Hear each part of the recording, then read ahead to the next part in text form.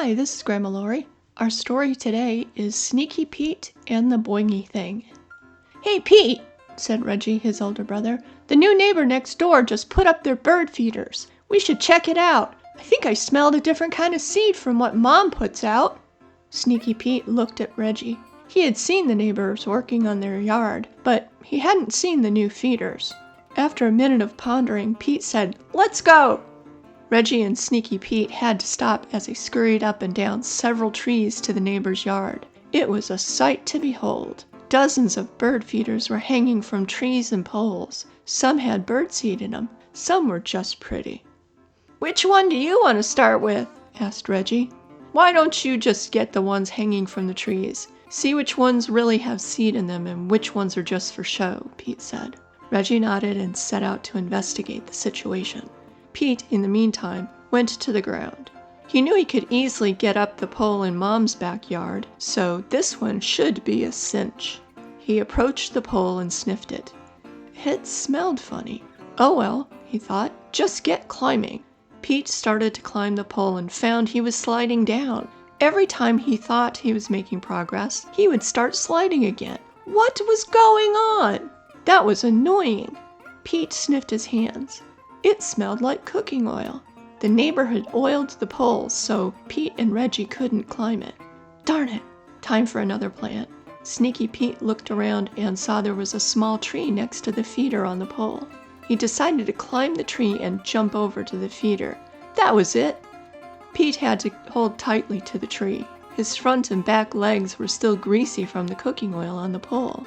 "What are you doing?" laughed Reggie. He had been watching the whole time as Pete tried to climb the pole and kept sliding down.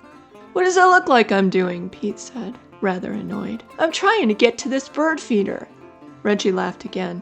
"It looks like you're just playing around. Come on, we need more seed for dinner tonight." Pete mumbled under his breath. He continued his climb until he was just at the right spot. He jumped and landed on the feeder.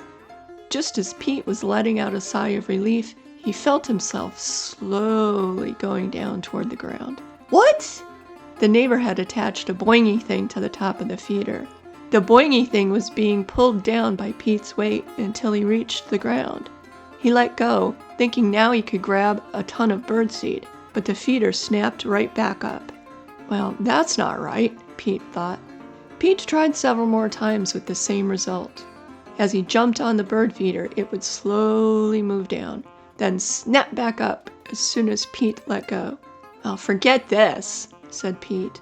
Reggie was in the tree, finding disappointing results. All the bird feeders in the trees were just for show. There wasn't any seed in any of them. The ones with seed were attached to the poles in the yard, each with a Boingy thing attached to the pole. "Well, this is very disappointing," said Reggie. "To say the least," Pete snapped back. "Let's go home, where we know we can get as much seed as we want." Back at home, Sneaky Pete brought over 2 plates of birdseed and handed one to his brother. Pete said, "Here, let's eat the seed we got this afternoon." "The neighbor's yard surely was frustrating, and it had so much promise," Reggie whined. "Just eat what's in front of you," said Pete. Sneaky Pete was already thinking of ways to defeat the Boingy thing. This has been Grandma Laurie. Thank you so much for joining me. I really appreciate it. If you liked the story, make sure to like, follow, share, and subscribe so I can keep bringing you more great stories. Thank you.